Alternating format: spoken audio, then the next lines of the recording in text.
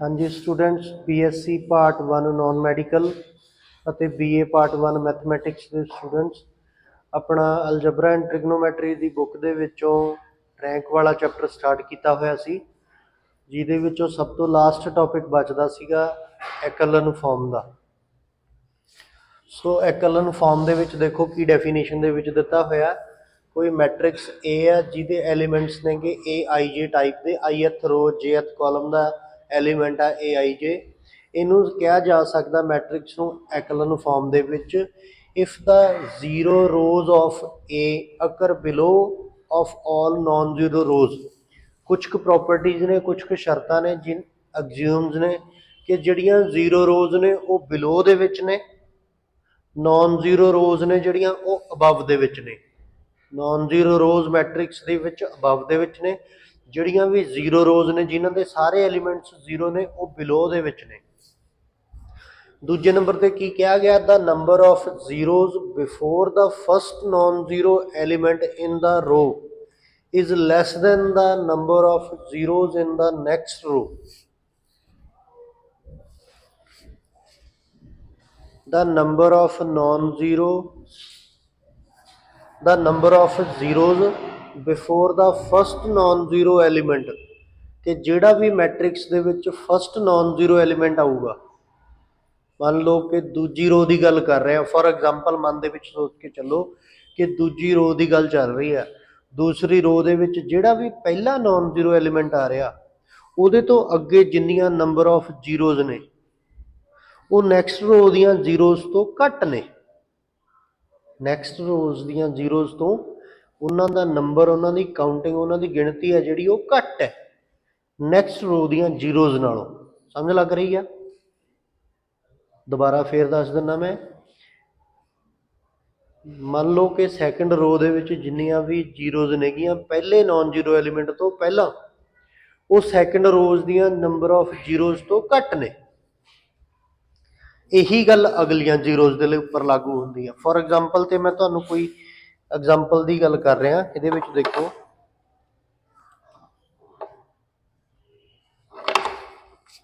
ਜਿਵੇਂ ਹੁਣ ਆਹ ਸੀ, ਇਹ ਮੈਟ੍ਰਿਕਸ ਹੈ। ਪਹਿਲੀ ਗੱਲ ਤਾਂ ਇਹਦੇ ਵਿੱਚ ਜ਼ੀਰੋ ਰੋ ਬਿਲੋ ਦੇ ਵਿੱਚ, ਨॉन ਜ਼ੀਰੋ ਰੋਜ਼ ਨੇ ਜਿਹੜੀਆਂ ਉੱਪਰ ਨੇ।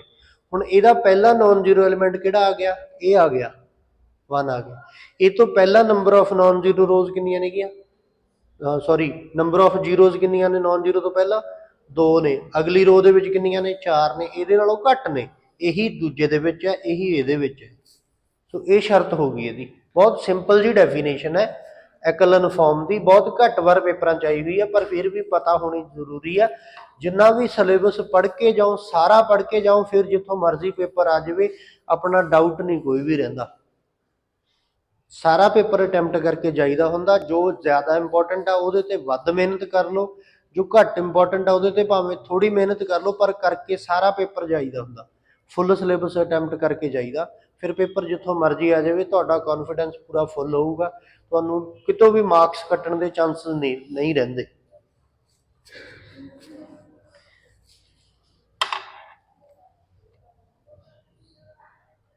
ਫॉर एग्जांपल ਤੇ ਦੇਖੋ ਹੁਣ ਇਹਨਾਂ ਨੇ ਕੀ ਕਿਹਾ ਗਿਆ, ਰਿਡਿਊਸ ਦਾ ਰੋ ਐਕਲਨ ਫਾਰਮ ਆਫ ਦਾ ਮੈਟ੍ਰਿਕਸ। ਇਹ ਕੋਈ ਮੈਟ੍ਰਿਕਸ ਹੈ, ਇਹਨੂੰ ਰਿਡਿਊਸ ਕਰਨਾ ਆਪਾਂ ਨੇ ਰੋ ਐਕਲਨ ਫਾਰਮ ਦੇ ਵਿੱਚ।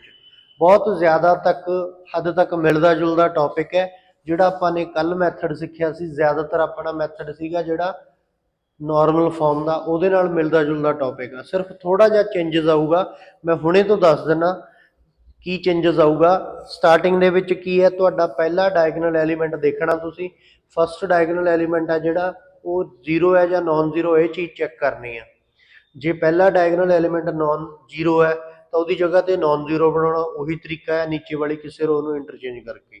ਜਦੋਂ ਤੁਹਾਡਾ ਪਹਿਲਾ ਨॉन ਜ਼ੀਰੋ ਐਲੀਮੈਂਟ ਜਦੋਂ ਤੁਹਾਡਾ ਪਹਿਲਾ ਡਾਇਗਨਲ ਐਲੀਮੈਂਟ ਨॉन ਜ਼ੀਰੋ ਬਣ ਗਿਆ, ਫਿਰ ਉਹਦੀ ਜਗ੍ਹਾ ਤੇ ਤੁਸੀਂ यूनिटी एलीमेंट बनाना। यूनिटी एलीमेंट बनाने के दो तरीके ने, या तो नीचे किसी रो के कोल यूनिटी एलीमेंट बनया पिया उहदे नाल इंटरचेंज कर लो, या दूजा स्टैंडर्ड वे की है, पहली रो नूं A11 नाल डिवाइड करके यूनिटी एलीमेंट बना लो। उस तो बाद जदों A11 की थां ते यूनिटी बन गया, हुण पहली रो नूं मान लो पाइवट रो, हुण पहली रो नूं सूटेबल एलीमेंट नाल मल्टीप्लाई करके फॉलोइंग रोज दे विच ऐड या सबट्रैक्ट कर लो। हाँ वीरा जी, दलेलगढ़ आ तेरा पिंड? ਤੈਨੂੰ ਸਮਝ ਨਹੀਂ ਲੱਗ ਰਿਹਾ?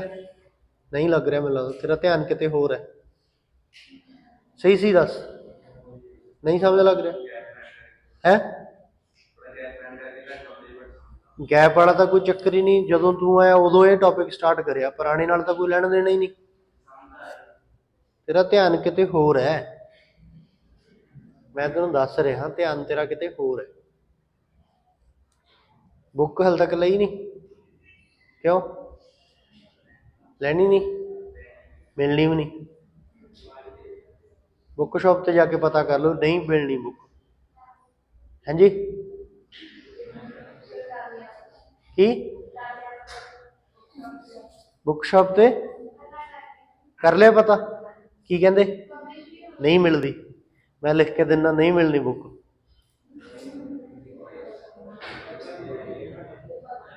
ਬੁੱਕ ਨਹੀਂ ਮਿਲਣੀ ਹੁਣ, ਬੁੱਕ ਨਹੀਂ ਮਿਲਣੀ ਹੁਣ। ਇੱਕ ਸਿੰਪਲ ਜਿਹਾ ਹੱਲ ਹੈ, ਜਿਹਦੇ ਕੋਲ ਬੁੱਕ ਹੈਗੀ ਆ ਉਹ ਤੋਂ ਬੁੱਕ ਲੈ ਕੇ ਫੋਟੋ ਸਟੇਟ ਕਰਾ ਲਓ। ਬੁੱਕ ਨਹੀਂ ਮਿਲਣੀ ਹੁਣ, ਉਹਨਾਂ ਨੇ ਛਾਪਣੀਆਂ ਬੰਦ ਕਰਤੀਆਂ। ਉਹਨਾਂ ਨੂੰ ਪਤਾ ਵੀ ਜਿਹੜੇ ਪੜ੍ਹਨ ਵਾਲੇ ਮਹਾਰਥੀ ਸੀਗੇ ਉਹਨਾਂ ਨੇ ਲੈ ਲਈ, ਹੁਣ ਤਾਂ ਐਵੇਂ ਦੇ ਹੀ ਬਚ ਗਏ ਬਸ। ਜਿਹੜੇ ਪੜ੍ਹਨ ਵਾਲੇ ਸਟੂਡੈਂਟ ਸੀ ਉਹ ਬੁੱਕਸ ਲੈ ਚੁੱਕੇ, ਹੁਣ ਤਾਂ ਐਸੇ ਵੈਸੇ ਹੀ ਬਚ ਗਏ। ਉਹਨਾਂ ਵਾਸਤੇ ਉਹ ਦੁਬਾਰਾ ਛਾਪ ਛਪਾਈ ਨਹੀਂ ਕਰਦੇ, ਹੁਣ ਨਹੀਂ ਬੁੱਕਸ ਮਿਲਦੀਆਂ। ਸੋ ਪਹਿਲਾ ਡਾਇਗਨਲ ਐਲੀਮੈਂਟ 1 ਬਣਾ ਕੇ ਪਹਿਲੀ ਰੋ ਨੂੰ ਪਾਈਵਟ ਰੋ ਮੰਨ ਕੇ ਉਹਦੇ ਬਿਲੋ ਦੇ ਵਿੱਚ ਜ਼ੀਰੋਜ਼ ਰੋ ਬਣਾਉਣੀਆਂ ਨੇਗੀਆਂ, ਜ਼ੀਰੋਜ਼ ਬਣਾਉਣੀਆਂ ਨੇ। ਹੁਣ ਉਸ ਤੋਂ ਬਾਅਦ ਚੱਲਦੇ ਆ ਸੈਕੰਡ ਡਾਇਗਨਲ ਐਲੀਮੈਂਟ ਵੱਲ। ਸੈਕੰਡ ਡਾਇਗਨਲ ਐਲੀਮੈਂਟ ਜੇ ਜ਼ੀਰੋ ਹੈ ਤਾਂ ਉਹਦੇ ਬਿਲੋ ਵਾਲੀ ਰੋ ਦੇ ਵਿੱਚੋਂ ਇੰਟਰਚੇਂਜ ਕਰਕੇ ਨॉन ਜ਼ੀਰੋ ਬਣਾ ਲੈਣਾ।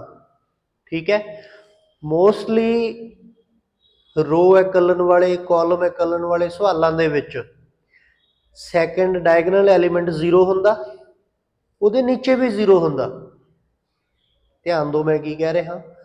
ਮੋਸਟਲੀ ਰੋ ਐਕਲਨ ਵਾਲੇ ਸਵਾਲ ਨੇ ਜਿਹੜੇ, ਇਹਨਾਂ ਦੇ ਵਿੱਚ ਸੈਕੰਡ ਡਾਇਗਨਲ ਐਲੀਮੈਂਟ ਵੀ ਜ਼ੀਰੋ ਆ, ਉਹਦੇ ਬਿਲੋ ਤੇ ਵੀ ਜ਼ੀਰੋ ਆ। ਆਪਾਂ ਇੰਟਰਚੇਂਜ ਕਿਹਦੇ ਨਾਲ ਕਰਾਂਗੇ?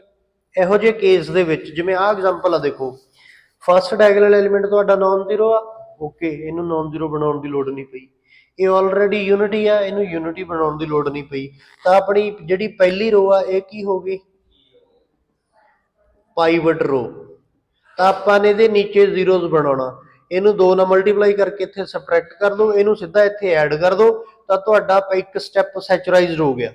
ਹੁਣ ਚੱਲਦੇ ਆਪਾਂ A22 ਵੱਲ। A22 ਤੁਹਾਡਾ ਕੀ ਆ? ਜ਼ੀਰੋ ਆ। ਹੁਣ ਇਸ ਕੇਸ ਦੇ ਵਿੱਚ ਨੀਚੇ ਵਾਲੇ ਐਲੀਮੈਂਟ ਨੂੰ ਇੰਟਰਚੇਂਜ ਕਰ ਲਾਂਗੇ, ਇਹ ਵੀ ਤੁਹਾਡਾ ਜ਼ੀਰੋ ਆ। ਹੁਣ ਕੀ ਕਰੀਏ? ਇਹ ਸਪੈਸ਼ਲ ਕੇਸ ਬਣ ਗਿਆ। ਇਹੋ ਜਿਹੇ ਕੇਸ ਦੇ ਵਿੱਚ ਜਿਹੜਾ ਤੁਹਾਡਾ A22 ਆ ਉਹ ਤੋਂ ਰਾਈਟ ਹੋ ਜਾਓ। A22 ਐਲੀਮੈਂਟ ਜੇ ਜ਼ੀਰੋ ਆ, ਉਹਦੇ ਬਿਲੋ ਤੇ ਵੀ ਜ਼ੀਰੋ ਆ, ਤਾਂ A22 ਤੋਂ ਰਾਈਟ ਹੋ ਜਾਓ। ਹੁਣ ਤੁਸੀਂ ਇਹਨੂੰ ਸੈਕੰਡ ਡਾਇਗਨਲ ਐਲੀਮੈਂਟ A22 ਸਮਝ ਕੇ ਟਰੀਟ ਕਰਨਾ। ਧਿਆਨ ਦਿਓ ਮੈਂ ਕੀ ਕਹਿ ਰਿਹਾ। ਜੇ ਸੈਕੰਡ ਡਾਇਗਨਲ ਐਲੀਮੈਂਟ ਜ਼ੀਰੋ ਆ, ਉਹਦੇ ਨੀਚੇ ਵੀ ਜ਼ੀਰੋ ਆ, ਤਾਂ ਕਿਸੇ ਵੀ ਕੇਸ ਦੇ ਵਿੱਚ ਇਹਨੂੰ ਆਪਾਂ ਨॉन ਜ਼ੀਰੋ ਨਹੀਂ ਬਣਾ ਸਕਦੇ, ਕਿਉਂਕਿ ਆਪਾਂ ਰੋ ਆਪਰੇਸ਼ਨ ਲਾਉਣੇ ਆ। ਰੋ ਆਪਰੇਸ਼ਨਾਂ 'ਚ ਤਾਂ ਇਹਦੇ ਨਾਲ ਕਿਸੇ ਤਰੀਕੇ ਨਾਲ ਬਣ ਨਹੀਂ ਸਕਦਾ। ਤਾਂ ਇਹ ਤੋਂ ਰਾਈਟ ਵੱਲ ਨੂੰ ਚੱਲ ਪੈਣਾ। ਰਾਈਟ ਵੱਲ ਜਿਹੜਾ ਵੀ ਐਲੀਮੈਂਟ ਪਹਿਲਾਂ ਬਣ ਗਿਆ, ਇਹਨੂੰ ਸੈਕੰਡ ਡਾਇਗਨਲ ਐਲੀਮੈਂਟ ਸਮਝ ਕੇ ਟਰੀਟ ਕਰਨਾ, ਵਿਵਹਾਰ ਇਹਦੇ ਨਾਲ ਅਜਿਹਾ ਕਰਨਾ ਜਿਵੇਂ ਇਹ ਸੈਕੰਡ ਡਾਇਗਨਲ ਐਲੀਮੈਂਟ ਹੋਵੇ। ਤਾਂ ਹੁਣ ਇਹਨੂੰ ਦੇਖੋ ਕਿ ਕੀ ਇਹ ਨॉन ਜ਼ੀਰੋ ਹੈ। ਜੇ ਇਹ ਜ਼ੀਰੋ ਹੋਵੇਂਦਾ, ਜੇ ਇਹ ਜ਼ੀਰੋ ਹੁੰਦਾ ਤਾਂ ਨੀਚੋਂ ਕਿਸੇ ਨਾਲ ਇੰਟਰਚੇਂਜ ਕਰਕੇ ਇਹਦੀ ਜਗ੍ਹਾ ਤੇ ਕੀ ਬਣਾਉਂਦੇ? ਨॉन ਜ਼ੀਰੋ ਬਣਾਉਂਦੇ। ਜੇ ਹੁਣ ਇਹ ਨॉन ਜ਼ੀਰੋ ਆ, ਇਹਦੀ ਜਗ੍ਹਾ ਤੇ ਕੀ ਬਣਾਵਾਂਗੇ? 1।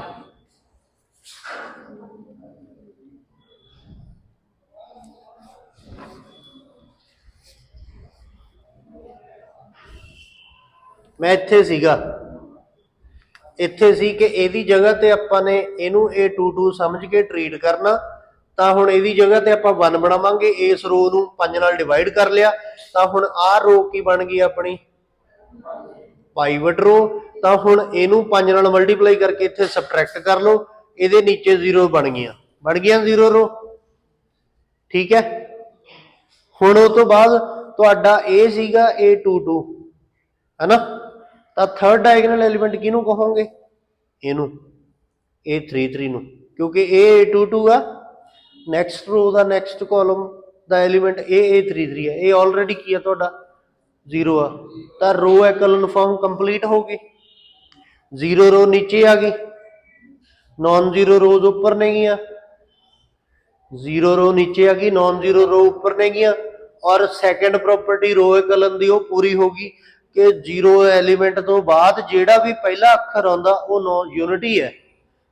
पहले नॉन जीरो रो पहले नॉन जीरो एलीमेंट तो पहला जिन्नियां भी नंबर ऑफ जीरो ने वो नैक्सट रो तो घट ने। बस ये रो एकलन फॉर्म है। रो एकलन फॉर्म तो रैंक भी पता लग गया। 0 रोज नूं छड्ड के किन्नियां नॉन जीरो रोज बच गई, 2 बच गई, तो रैंक कितना आ गया, 2 आ गया। की काम का डिफरेंस आया इहदा, सिर्फ एक प्रॉपर्टी का फर्क पिया। मोस्टली रो एकलन फॉर्म दे विच जदों सैकेंड डायगनल एलीमेंट 0 आंदा, उहदे नीचे भी 0 आंदा, तो आपां उहदे सैकेंड डायगनल एलीमेंट तो राइट नूं चल पैंदे आ, जिवें इत्थे कीता सी। कई बार एक स्पैशल केस ये भी आ जाता कि तुहाडा ये भी 0 है, ये भी 0 है, तुसीं इह तों राइट चल पे, ये भी 0 है, ये भी 0 आ, तो इह तों एक बारी होर राइट ते चल पैना, ये देख लेना। समझ लग रही है गलबात। कई बार एक बारी राइट चल के कम चल पैंदा, कई बार 2 बारी राइट चलना पैंदा। तो जेड़ा भी नैक्सट राइट चल के नॉन जीरो एलीमेंट आया वो तुहाडा सैकेंड डायगनल एलीमेंट होएगा।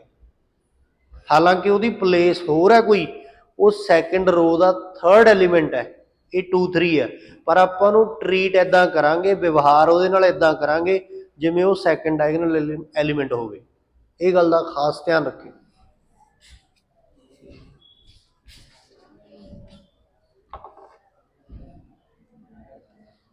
आ भी ਉਹਦੇ ਨਾਲ ਦਾ ਕੇਸ ਹੀ ਆ, ਰਿਡਿਊਸ ਕਰੋ ਮੈਟ੍ਰਿਕਸ ਨੂੰ ਰੋ ਐਕਲਨ ਫਾਰਮ ਦੇ ਵਿੱਚ, ਇਹਦਾ ਰੈਂਕ ਵੀ ਦੱਸੋ। ਬਿਲਕੁਲ ਸੇਮ ਕੁਐਸਚਨ ਹੈ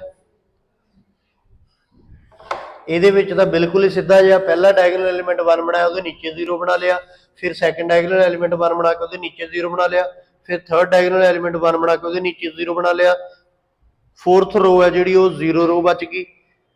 ठीक है, 3 रो बाकी बच गई ने, तो मैट्रिक्स का रैंक 3 आ गया। ये कोई क्वेश्चन है ही, तेरा ध्यान हले भी इधर ही है पुत्रा है की सेहत नहीं ठीक।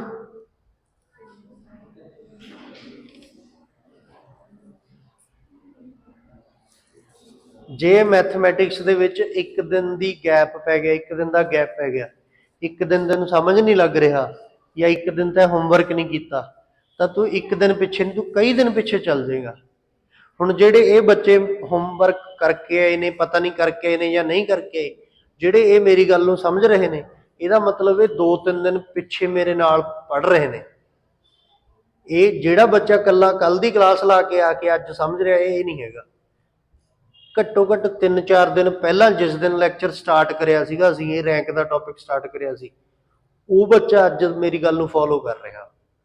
जिन्हें कल्ली कल की क्लास लाई है उन्होंने अज वाला नहीं समझ लग रहा, मैं क्लीयर कट दस सकदा।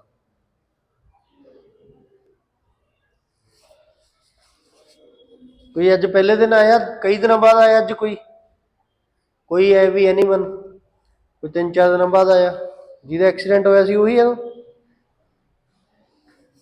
ठीक है, हुण ओह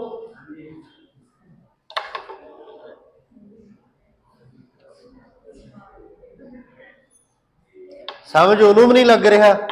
हाँ भी दलेलगढ़, ओ दलेलगढ़ समझ उन्होंने भी नहीं लग रहा, पर वो फील नहीं होने दे रहा भी समझ नहीं लग रहा, समझ उन्होंने नहीं लग रहा।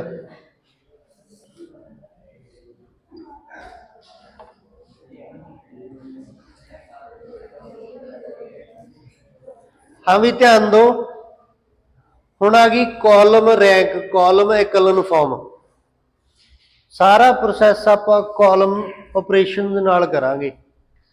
कॉलम एकलन फॉर्म या कॉलम रैंक, इहदे विच देखो ऑपरेशन की ने, जो जो ऑपरेशन आपां रो वाइज लगाए ने, उही उही ऑपरेशन आपां कॉलम वाइज लगावांगे। सब तो पहला तुसी पहला डायगनल एलीमेंट चैक करना कि की वो नॉन जीरो आ, यस वो नॉन जीरो आ। दूजे नंबर ते तुसी चैक करना पहला डायगनल एलीमेंट यूनिटी है, यस वो यूनिटी है। जे यूनिटी ना होंदा लास्ट हथ ना तेरा पिंड केड़ा पिंड अहमदगढ़। जे पहला diagonal element non zero unity ना होंदा तां की करदे है, मान ला इत्थे 7 पिया होंदा फिर की काम करदे,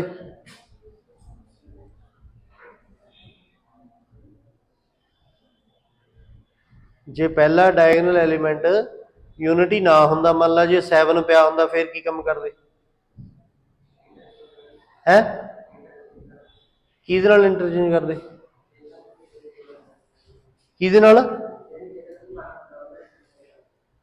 हेठा किहदे नाल हेठा कॉलम थोड़ी आ, हेठा तां रो आ।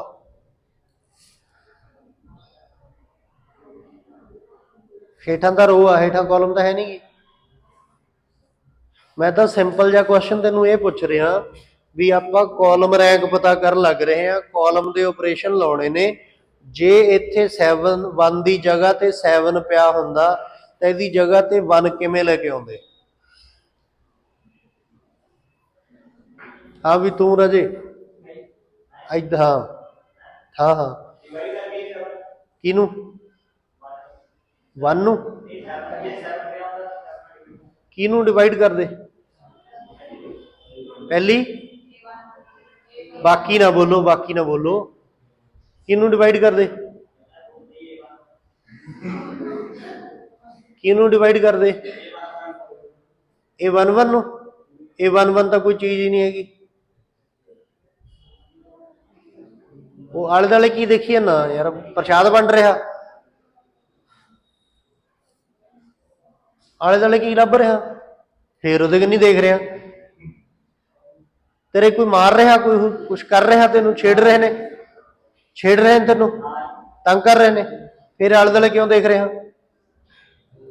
मेरे वाल देख, मैं क्वेश्चन कर रहा तेनों, तेनों मैं सिंपल पूछ रहा भी जे पहले डायगनल एलीमेंट ए 1 1 की थां ते 1 की थां ते 7 पिया हुंदा तां मैनूं कहता भी ए 1 1 नाल डिवाइड कर दिंदे, 7 नाल डिवाइड कर दिंदे, ए 1 1 नूं 7 नाल डिवाइड कर दिंदे, ये की गल बनी। ए 1 1 की थां ते 7 पिया 7 नाल डिवाइड कर दिंदे। मैं तेनों पूछ रहा भी किहड़ी चीज़ नूं 7 नाल डिवाइड करदे, ऑपरेशन की लिखदा, ऑपरेशन भी तो लिखने ने जिवें आ ऑपरेशन लिखे हुए ने एवें ऑपरेशन की लिखदा, गल सारी ऑपरेशनां दी आ। एग्जामिनर नूं आपां ऑपरेशन लिख के दिखाउणा भी मैं आ ऑपरेशन लाया, वो ऑपरेशन की लिखदा पता नहीं, फिर पता की सुवाह तेनों, गल सारी ऑपरेशनां दी, ऑपरेशन गलत लिखते तो सवाल गलत हो जाऊगा, चाहे तू सही किया है, जो ऑपरेशन नहीं लिखा सही तो काम गलत है। हाँ भी तू लड़की तेन बैठन नूं किहने कहा, वो मुंडा जिद्दां खड़ा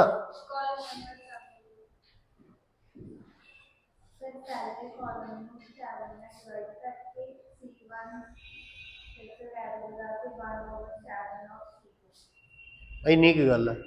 C1 equals to C1 into 1/7, C1 बराबर है C1 इंटू 1/7।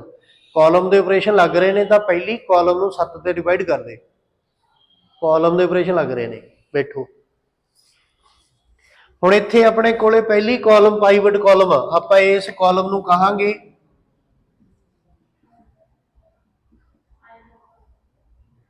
पाइवट कॉलम, तो यह मतलब आपने इन्होंने थावां ते की बनाना जीरो बनाना। तो पहली कॉलम की मदद लैके आपने पहली कॉलम के राइट ते नूं जीरोज बनाना, तो पहली कॉलम नूं सूटेबल एलीमेंट नाल मल्टीप्लाई करके बाकी कॉलम्स दे विच ऐड या सबट्रैक्ट कर सकते हैं। तो पहली कॉलम नूं 2 नाल मल्टीप्लाई करके इधरों माइनस कर दो, पहली कॉलम नूं 3 नाल मल्टीप्लाई करके तीजी कॉलम चो माइनस कर दो, पहली कॉलम नूं डायरैक्टली चौथी कॉलम चो माइनस कर दो, आ ऑपरेशन लिखते तो आ वाले ऑपरेशन बन गए। हुण चलांगे आपां सैकेंड डायगोनल एलीमेंट वाल। सैकेंड डायगोनल एलीमेंट अपने कोले 0 आ, ਉਹ ਤੋਂ ਬਾਅਦ ਚੱਲਾਂਗੇ ਆਪਾਂ ਥਰਡ ਡਾਇਗੋਨਲ ਐਲੀਮੈਂਟ ਵੱਲ। ਇਹ ਵੀ ਆਪਣੇ ਕੋਲ 0 ਆ। ਉਹ ਤੋਂ ਬਾਅਦ ਆਪਣੇ ਕੋਲ ਇੱਕ ਆ ਐਲੀਮੈਂਟ ਬਚ ਗਿਆ। ਇਹਦੇ ਲਈ ਆਪਾਂ ਡਾਇਰੈਕਟਲੀ ਕਿਹਦੇ ਨਾਲ ਇੰਟਰਚੇਂਜ ਕਰ ਸਕਦੇ ਆ? C2 ਨੂੰ C4 ਨਾਲ ਇੰਟਰਚੇਂਜ ਕਰ ਸਕਦੇ ਆ। ਆਹ ਵਾਲੀ C2 ਆ ਜਿਹੜੀ, ਇਹਨੂੰ ਆਪਾਂ ਇੱਥੇ ਲਿਆ ਸਕਦੇ ਆ। ਉਹ ਵੀ ਕਿਉਂ ਲੈ ਕੇ ਆਉਣਾ? ਕੋਈ ਦੱਸ ਸਕਦਾ ਰੀਜ਼ਨ? ਮੇਰਾ ਕੰਮ ਖਤਮ ਹੋ ਗਿਆ, ਇੱਥੇ ਹੀ ਖਤਮ ਹੋ ਗਿਆ, 2 ਨॉन ਜ਼ੀਰੋ ਰੋਜ਼ ਕੱਟ ਗਈਆਂ। ਆ ਜਿਹੜੀ C4 ਹੈ ਇਹਨੂੰ C2 ਨਾਲ ਇੰਟਰਚੇਂਜ ਕੀਤਾ ਹੈ, ਕਿਉਂ ਕੀਤਾ ਹੋਇਆ ਹੈ? ਕੀ ਪ੍ਰੋਪਰਟੀ ਆ? ਹਾਂ, ਕਿਉਂਕਿ ਜਿਹੜੀ ਐਕਲਨ ਫਾਰਮ ਦੀ ਪਹਿਲੀ ਪ੍ਰੋਪਰਟੀ ਆ, ਉਹ ਦੋ ਪ੍ਰੋਪਰਟੀਆਂ ਨੇ ਐਕਲਨ ਫਾਰਮ ਦੀਆਂ। ਐਕਲਨ ਫਾਰਮ ਦੀ ਪਹਿਲੀ ਪ੍ਰੋਪਰਟੀ ਕੀ ਹੈ? ਜੇ ਰੋ ਐਕਲਨ ਫਾਰਮ ਕਰ ਰਹੇ ਆ ਤਾਂ ਜਿਹੜੀਆਂ 0 ਰੋਜ਼ ਨੇ ਉਹ ਬਿਲੋ ਤੇ ਚਾਹੀਦੀਆਂ ਨੇ, ਨੀਚੇ ਚਾਹੀਦੀਆਂ ਨੇ। ਤੇ ਜਿਹੜੀ ਕਾਲਮ ਐਕਲਨ ਫਾਰਮ ਦੀ ਪ੍ਰੋਪਰਟੀ ਆ, ਉਹਦੇ ਚ ਜਿਹੜੀਆਂ 0 ਰੋਜ਼ ਨੇ ਉਹ ਰਾਈਟ ਤੇ ਚਾਹੀਦੀਆਂ ਨੇ। ਕਾਲਮ ਐਕਲਨ ਚ 0 ਰੋਜ਼ ਰਾਈਟ ਤੇ, ਰੋ ਐਕਲਨ ਫਾਰਮ ਚ 0 ਰੋਜ਼ ਬਿਲੋ ਤੇ। ਤਾਂ ਜਿਹੜੀਆਂ ਇਹਦੀਆਂ 0 ਰੋਜ਼ ਨੇ ਇਹ ਰਾਈਟ ਤੇ ਚਾਹੀਦੀਆਂ ਨੇ, ਤਾਂ ਇਹਦੀ ਜਿਹੜੀ ਆ ਨॉन ਜ਼ੀਰੋ ਰੋ ਹੈ ਆਪਾਂ ਅੱਗੇ ਲੈ ਕੇ ਆਵਾਂਗੇ, ਦੂਜੇ ਨੰਬਰ ਤੇ ਲੈ ਕੇ ਆਵਾਂਗੇ। ਤਾਂ ਅਖੀਰ ਤੇ ਆ 2 ਨॉन ਜ਼ੀਰੋ ਰੋਜ਼ ਛੱਡ ਕੇ, ਸੌਰੀ 2 0 ਰੋਜ਼ ਛੱਡ ਕੇ 2 ਨॉन ਜ਼ੀਰੋ ਰੋਜ਼ ਪਈਆਂ ਨੇ, ਤਾਂ ਕਾਲਮ ਰੈਂਕ ਕਿੰਨਾ ਆ ਗਿਆ? 2। ਇਹਦੀ ਇਹੀ ਕੀ ਹੈ? 2 ਰੋ ਸੌਰੀ ਕਾਲਮ ਐਕਲਨ ਫਾਰਮ ਆ ਗਈ, ਤੇ ਇਹਦਾ ਜਿਹੜਾ ਕਾਲਮ ਰੈਂਕ ਆ ਗਿਆ ਉਹ 2 ਆ ਗਿਆ। ਸੋ ਅੱਜ ਦੇ ਟੌਪਿਕ 'ਚ ਤੁਸੀਂ ਐਕਲਨ ਫਾਰਮ ਵੀ ਸਿੱਖ ਗਏ, ਰੋ ਐਕਲਨ ਫਾਰਮ ਤੇ ਕਾਲਮ ਐਕਲਨ ਫਾਰਮ, ਰੋ ਰੈਂਕ ਜਾਂ ਕਾਲਮ ਰੈਂਕ ਕੱਢਣਾ ਵੀ ਸਿੱਖ ਗਏ। ਜੇ ਬਾਈ ਚਾਂਸ ਕੱਲਾ ਰੈਂਕ ਆ ਜਾਵੇ ਸਵਾਲ ਦਾ ਕੱਢਣਾ, ਕੱਲਾ ਉਹਨਾਂ ਨੇ ਰੈਂਕ ਪੁੱਛ ਲਿਆ, ਤਾਂ ਭਾਵੇਂ ਡਿਟਰਮੀਨੈਂਟ ਮੈਥਡ ਨਾਲ ਕਰ ਦੋ, ਭਾਵੇਂ ਐਲੀਮੈਂਟਰੀ ਰੋ ਟਰਾਂਸਫੋਰਮੇਸ਼ਨ ਦਾ ਮੈਥਡ ਨਾਲ ਕਰ ਦੋ। ਜੇ ਉਹਨਾਂ ਨੇ ਰੋ ਐਕਲਨ ਫਾਰਮ ਪੁੱਛੀ ਆ ਤਾਂ ਅੱਜ ਵਾਲੇ ਮੈਥਡ ਨਾਲ ਕਰਨੀ ਹੈ। ਜੇ ਉਹਨਾਂ ਨੇ ਕਾਲਮ ਐਕਲਨ ਫਾਰਮ ਪੁੱਛੀ ਆ ਤਾਂ ਵੀ ਅੱਜ ਵਾਲੇ ਮੈਥਡ ਨਾਲ ਕਰਨੀ ਆ। ਜੇ ਉਹਨਾਂ ਨੇ ਕੱਲਾ ਰੋ ਰੈਂਕ ਪੁੱਛਿਆ ਤਾਂ ਅੱਜ ਵਾਲੇ ਮੈਥਡ ਨਾਲ ਕਰਨੀ ਆ, ਨਾ ਡਿਟਰਮੀਨੈਂਟ ਮੈਥਡ ਲਾਉਣਾ, ਨਾ ਐਲੀਮੈਂਟਰੀ ਰੋ ਟਰਾਂਸਫੋਰਮੇਸ਼ਨ ਮੈਥਡ ਲਾਉਣਾ। ਜੇ ਕਾਲਮ ਰੈਂਕ ਪੁੱਛਿਆ ਤਾਂ ਆਹ ਵਾਲਾ ਮੈਥਡ ਲਾਉਣਾ, ਕਾਲਮ ਰੈਂਕ। ਰੋ ਰੈਂਕ ਜਾਂ ਕਾਲਮ ਰੈਂਕ ਪੁੱਛ ਲਿਆ ਤਾਂ ਰੋ ਐਕਲਨ ਫਾਰਮ ਜਾਂ ਕਾਲਮ ਐਕਲਨ ਫਾਰਮ ਹੈ।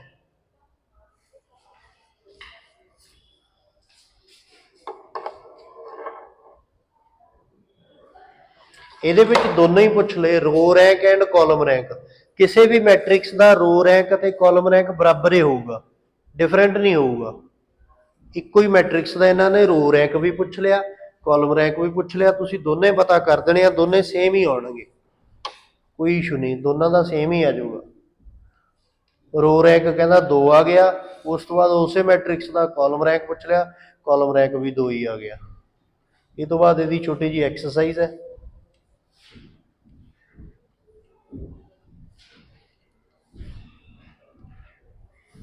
ਲਓ ਜੀ, ਇਹਦੇ ਨਾਲ ਹੀ ਆਪਣਾ ਇਹ ਟੌਪਿਕ ਕੰਪਲੀਟ ਹੁੰਦਾ।